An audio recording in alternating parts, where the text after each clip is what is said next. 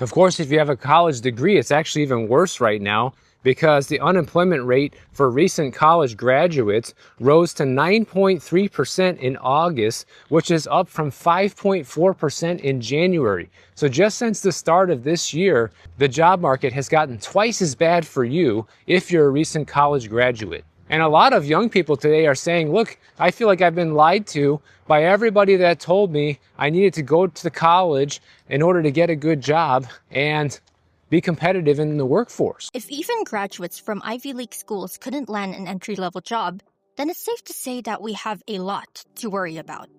The work hard, get a job promise is the biggest lie they ever sold us. It's not broken at all, really.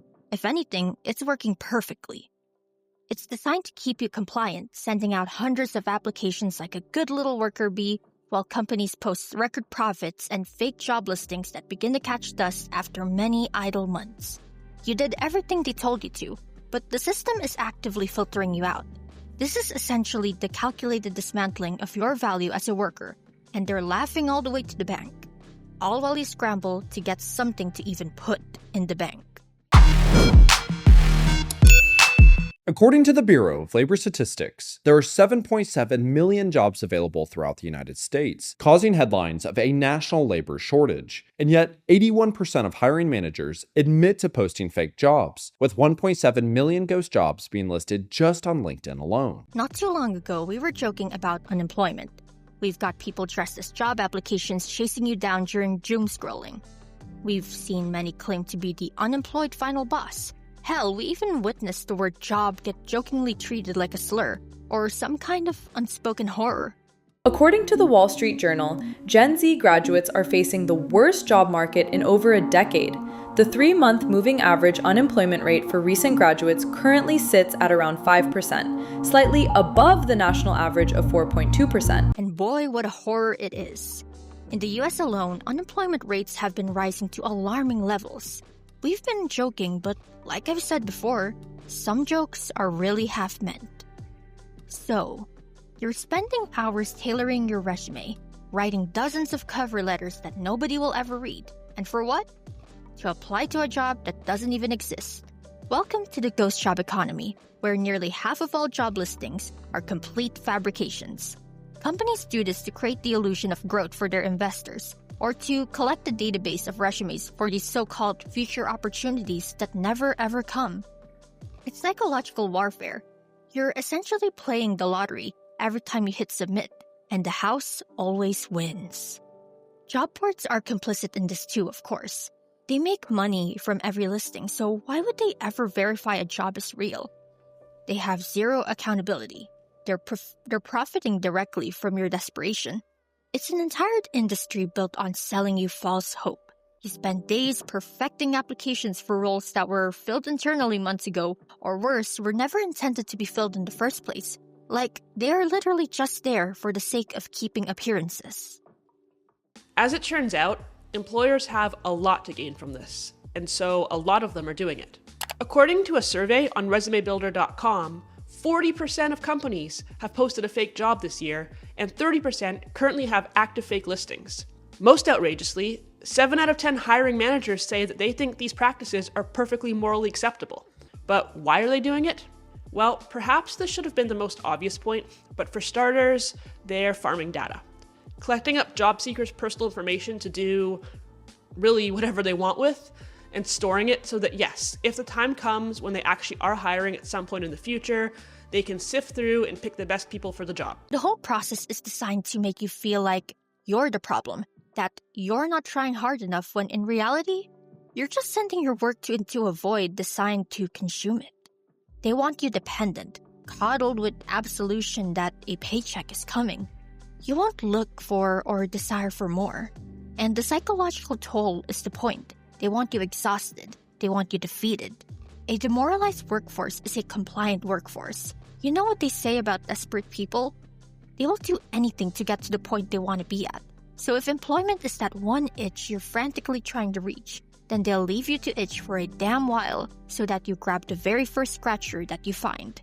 And I can see why people are so desperate, because the mass layoffs just continue, guys. In fact, over this past few weeks, there have been over 4,100 transportation jobs that have been cut, like freight related jobs. We're talking like trucking and distribution, things like that. I'll put up a list on the screen. There's just too many of them to mention. Even if that said scratcher is crap at best. If you're spending all your energy just trying to get a foot in the door, you have no energy left to question why the door is locked in the first place or who holds the key.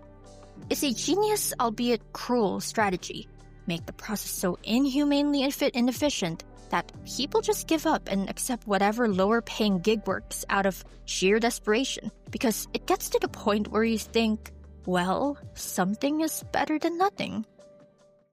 You know what I don't get is how all these companies emphasize efficiency, reducing redundancy, optimization, yet why are job applications so inefficient? Like, I'm already attaching my resume. Why do I need to manually paste what's in my resume into these boxes? Like, make it make sense. And that's not a you problem. They've turned job seeking into a full-time job that doesn't even pay, and they're counting on you burning out before you realize that the game is rigged. The worst part here might just be the ghosting. You'll apply, you might even get an automated email saying they've received your application, and then nothing. Radio silence. It's dehumanizing. You're not a person anymore. You're a data point in an algorithm, some irrelevant line on a spreadsheet that can be easily overlooked. And this is hardly an accident. This is by design. What do they gain? Why do companies seek data from these applications? Are the current unemployment numbers even accurate? Are they hiding the true data? If they are regularly listing their job openings, that will enhance a company's image, potentially showing them as a growing and thriving organization. And maybe that's a signal to investors or clients or competitors that their company is expanding, the brand perception. Market research. Some companies, they have no idea what is a salary, what are the skill sets in demand. So they probably are posting to get that data. When companies see applicants as nothing more than numbers, they lose all incentive to treat them with basic human decency. The system is built to protect the corporation, not to find the best candidate. And it shows in every automated rejection and every ghosted application. So I'm just looking for an entry-level position, okay? Nothing too crazy. I'm like looking at these entry-level positions. Let me know why one of them said 8 fucking years of experience. 8 years? You see, I'm no mathematician, but I graduated from college 2 years ago. And the last time I checked, college was 4 years. So 4 plus 2 is 6, right? So the extra 2 years would have meant that I would have been in high school. 8 years of industrial experience, girl, I was still busy learning what the nucleus of a cell was. Okay, let's say by some miracle you actually find a real job listing. Get ready for the next layer of the mind games, the entry-level extortion. So what does entry-level mean now? Because if you ask me, I think a lot of companies have already lost the plot with this one. Let's see what it means from their point of view. It means 3 to 5 years of experience for a salary that wouldn't cover your rent. It means having a bachelor's degree for a job that's teachable in less than a week. Oh look, it even means having 10 years of experience at the age of 20. Very realistic, am I right? Basically too young to have experience, too old to be paid what your experience is worth. You're blockading education because everything costs so much money. You have crippling student loan debt, and then you can't get a job to pay off that student loan debt. And so I think it's more than just, oh, your parents had more capital, your parents were able to do a lot with a college degree. It's even the degrees you have now are not useless. I'm not going to say don't get your education. I don't regret getting my master's, but they don't even offer or create spaces for that because everything is like, oh, well, I want 70 hours of experience in this specific thing. Meanwhile, okay, but I did my master's degree and I have 100 plus, God knows 200 plus hours within this realm, but you don't take that because it's not work experience, because I was getting an education and I wasn't working. Many would say it's a complete joke. They've created this impossible paradox where you need a job to get experience, but you need experience to get the job. So how are you supposed to start? Oh, that's easy. You work for free. Unpaid internships are the epitome of pure class warfare. Let's be real. Only kids from wealthy families can afford to work for $0 an hour. And well, to be honest, if I were a rich kid, I sure as hell wouldn't bother. For everyone else, it's a non-starter. So immediately, the playing field is tilted in favor of those who already have a financial safety net. It's not about meritocracy now, but more so about who can afford to not get paid. And they have the audacity to call this an opportunity. An opportunity to go into debt faster, an opportunity to speedrun getting your electricity line cut off because you haven't paid the bill in 2 months. But sure, that's a delightful opportunity, all right. And don't even get me started on degree inflation. A bachelor's degree is the new high school diploma, except now it comes with a 6-figure anchor of debt strapped to your ankle. Companies demand a degree for jobs that absolutely do not require one, all while offering wages that make paying off those student loans a mathematical impossibility. It's a trap. They've convinced an entire generation that they need to go into massive debt just to qualify for a job that won't even allow them to pay the debt back. The sheer genius of the grift is almost impressive. Stop posting entry-level roles without entry-level requirements. It says, minimum 2 years of professional full-time work experience. Internships do not count towards that 2-year requirement. What other experience would I have other than an internship? I've only been in college. But this is entry-level. They also demand portfolio quality work for intern-level pay.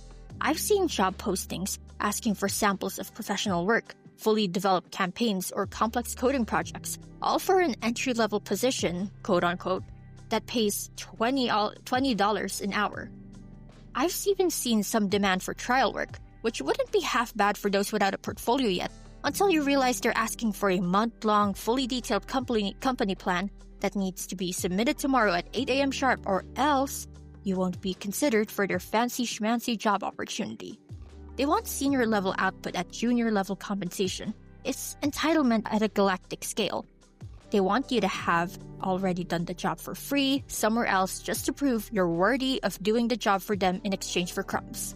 Those 4 years of higher education you've just finished? Yeah, forget that. You better be ready to present executive-level experience. Oh, wait. Maybe don't do that.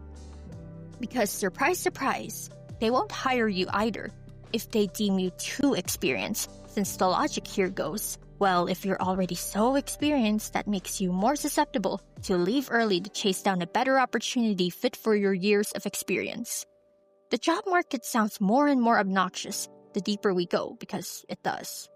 It's beginning to sound like some scummy RNG-based game that will only reward you if the heavens happen to gaze upon you and grant you some divine benediction.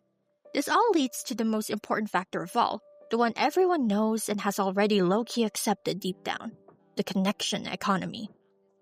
Who you know will always matter more than what you know. You can have the perfect resume, a stellar portfolio, and a degree from a top university, but if you don't have an in, you're probably screwed. Networking is all the rave. It's about having a friend who can slide your resume to the hiring manager, or someone important being willing to become your reference during the application process. The actual qualifications are almost secondary. The system rewards sociability and luck over pure skill and hard work, and they wonder why people are so disillusioned. Literally, if you want an easier time, you better have shaken hands with all the right people during freshie year. And if you want an even easier time, then you better hope mommy and daddy's names happen to ring with fond familiarity in your industry. Of course, not all of us tick those boxes. So what happens? Well, you obviously end up having to do it the hard way, which is to fight tooth and nail for your spot like everyone else in a similar position. Sure, not every industry out there is a brutal food chain, but the power that name recall has is insane, especially looking at it from the eyes of people who are forced to do things from scratch. This is even more prominent in creative industries. One thing you'll notice is that a lot of mainstream musicians nowadays, they have these close relatives or even a parent who has already been in the industry themselves. Either that, or they were already rich enough to begin with, meaning the fear of flopping is more of a reputation thing rather than a I can't fail or else I'll go bankrupt type of deal.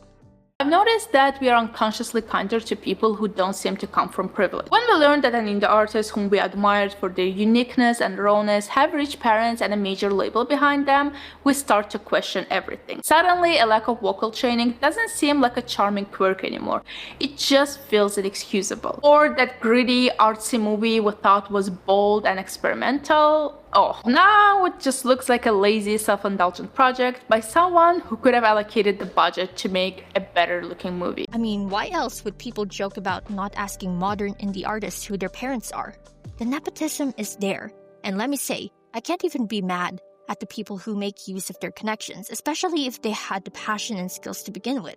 Sure, it's frustrating to see some talentless broad with a familiar name here and there, but then again, part of me would have grabbed the opportunity as well if I were in their shoes. Though of course, as people who aren't in on getting a slice of nepotism pie, this is definitely tiring to watch. But wait, it gets so much worse. Just when you think you might navigate this deliberately broken system, they're actively replacing the entire game board with machines. AI isn't some far-off sci-fi threat. It's already here, and its first target was the most vulnerable part of the workforce, the entry-level jobs. You know, the ones teenagers used to get to learn how to be a functioning adult. Yeah, those are getting automated into oblivion. Now, I'd like to preface this first by saying I'm not against AI in its entirety. It is a tool, and we should leverage it to make our jobs easier. But taking away existing jobs to replace them with a system not well suited for such tasks just yet, it's impractical and it inconveniences everyone, from people hunting for entry-level positions all the way to customers just trying to desperately get their order through a buggy, still unoptimized system. A regular employee would laugh or sigh at someone ordering 10,000 cups of water. AI would take that seriously and proceed to crash because of it. Vanilla creamer, sugar, vanilla cream. 2 vanilla creamers and 2 sugars. Was that a bacon, egg, and cheese biscuit? No. 2 vanilla, a vanilla Give shot. her a chance to talk. It's a robot. Okay. Was that a bacon, egg, and cheese biscuit? No. A large coffee with 3 creams and 2 sugars. All right. No Was vanilla. that a Cancel the coffee. Was that a bacon, egg, and cheese biscuit? Okay, sorry, what's your name? Yeah, sorry. Think about the McDonald's drive-thru. That used to be a classic first job. Now it's an AI voice that barely understands you. You ask for a McFlurry, but for some godforsaken reason, it thinks you want a Big Mac with double cheese. That entire pipeline for young people to enter the workforce is getting dismantled bit by bit. But it's not just fast food. White-collar AI is taking the lead in some HR departments now, interviewing potential new hires and some even firing existing employees. Why would a company pay a human a salary with benefits when they can subscribe to an AI that works 24/7 for pennies? They wouldn't, and they aren't willing to do so anymore. Companies are openly bragging about leaner operations, which is just corporate speak for we fired a bunch of people and replaced them with a chatbot. And again, I personally use AI as a tool. It's good for calculating data and streamlining certain processes that would otherwise take so much longer to do manually. It's literally already embedded in so many useful things like our search engines and even the facial recognition features on our phones. So we should absolutely make use of it for the efficiency it provides. For example, if I were a student today, the first thing I would do is to learn AI. How do I learn to interact with ChatGPT? How do I learn to interact with Gemini Pro? And how do I learn to interact with Grok? And learning how to interact with AI is not unlike being someone who is really good at asking questions. You're incredibly good at asking questions, and prompting AI is very, very similar. You can't just randomly ask a bunch of questions, and so asking AI to be an assistant to you requires some expertise and artistry in how to prompt it. And so if I were a student today, irrespective of whether it's for math or for science or chemistry or biology, or it doesn't matter what field of science I'm going to go into or what profession I am, I'm going to ask myself, how can I use AI to do my job better? But utilizing it in areas that require a human touch, that's where most people find it dubious. People are against treating AI artwork as something on the same level as man-made work because of the absence of human soul. This is also well connected to the reason why people dislike getting interviewed, or worse, fired by an AI.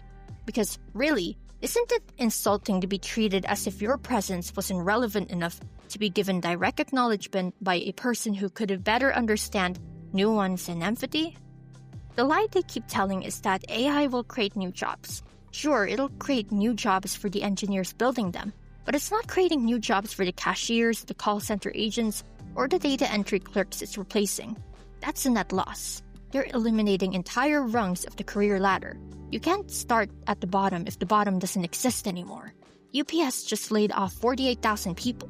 Do you think those jobs are coming back? Of course not. They've found a cheaper, more efficient way, and your livelihood is just a line item on a budget sheet they're looking to cut. UPS says it's cut 48,000 positions this year. UPS said 34,000 were operational roles. The other 14,000 were mostly within management. UPS also closed dozens of facilities.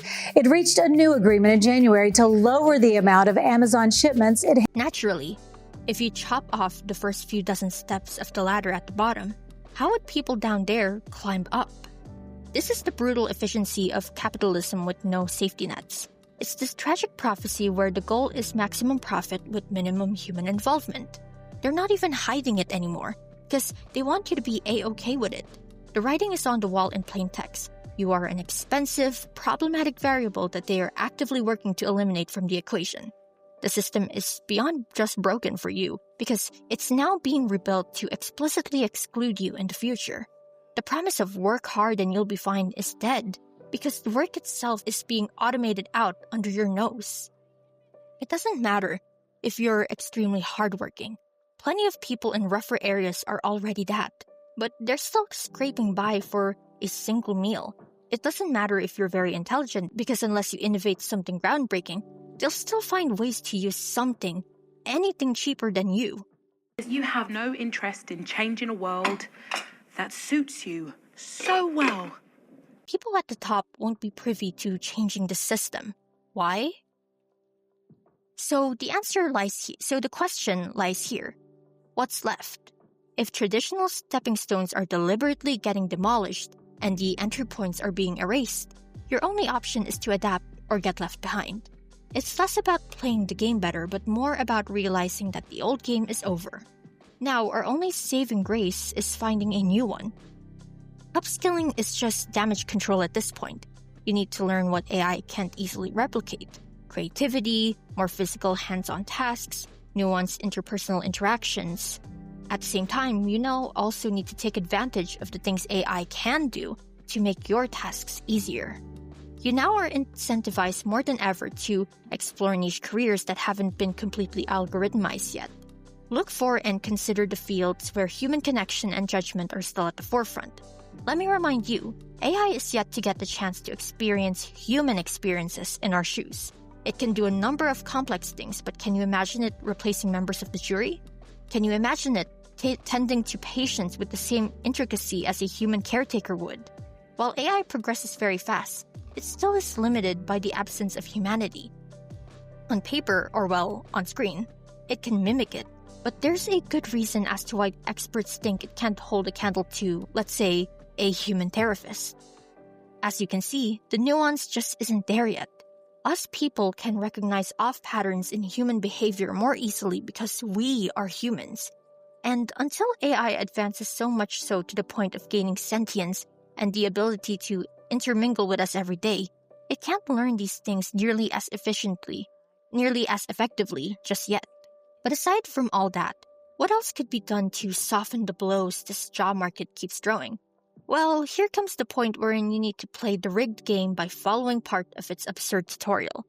Now, you need to build genuine professional networks. Stop flinging applications into the void and start actually talking to people. The connection economy is the only economy that matters now. It's about who trusts you enough to vouch for you when the AI resume filters are kicking 99% of applicants to the curb. Remember, part of why wealthy families put their kids in prestigious schools is in order for them to mingle and be buddy-buddy with other well-connected people. Because whether we like it or not, having people higher up on the food chain vouching for you It makes the big difference between getting ignored and getting shortlisted. Of course, you can't just rely on this, but skills alone aren't enough nowadays. You need the power of both. The reality is that you're playing defense while the goalposts are moving, getting carried away by a greedy system. You have to accept the fundamental truth that loyalty to a company is professional suicide. You're always expendable. Hence why you need to make it even harder for these folks to replace you. Grab those skill sets in your career path of choice and study them well. Make the difficult emails and connection invites to higher-ups around you. Some people might call it bootlicking, but in reality, it's just self-preservation in a system hell-bent to crush you alive. Sometimes rushing the process can lead to taking the wrong opportunity, wasting time, or getting scammed by fake jobs, which I have been a victim of. So with that said, trust yourself, look for red flags, especially in interviews and just job ads in general, and ask the right questions. Sometimes it can be hard to trust yourself, especially when your timeline is ticking. I know a lot of people like to set a date goal of, okay, by this date, I want to have secured a job, but it's important to not let that timeline kind of dictate your decisions and kind of cloud your judgment. This whole situation proves the system won't save you. Your only option is to adapt faster than it can break. The real job security nowadays is your own ability to pivot through the cracks and the strength of relationships you build. Other than yourself, there's nothing coming to save you. Our survival depends on recognizing that we're on our own and acting accordingly. Got a ridiculous job search story? Drop a comment down below because I myself have gone on this rodeo for a long while. The job market might try to break us, but we fight back by walking towards a position wherein replacing us is a no-go. Once again, it's Current Champ here to say, when doors begin closing, build new ones. Peace. And I'ma just do me. A new thing hold me down on 2 feet. That's 10 toes, bust 4, 5, and 6 foes. Need 2.